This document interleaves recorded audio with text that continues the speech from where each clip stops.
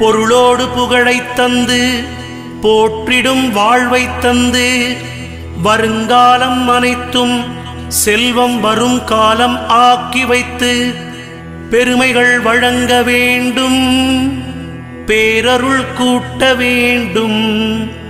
அருள்மிகு குருவே உன்னை அடிபணிந்து வணங்குகின்றேன். வருடம் ஓர் ராசி வீதம் வட்டமாய் சுழன்று வந்தே தருகிற பலனை நாங்கள் தங்கமாய் ஏற்றுக்கொள்வோம். வருகிற நாட்களெல்லாம் வசந்தமாய் மாறுதற்கே அருள் தரும் உனது பார்வை அனுதினம் எமக்கு வேண்டும். குருவே நீ பார்த்தால் போதும் கோடியாய் நன்மை சேரும்.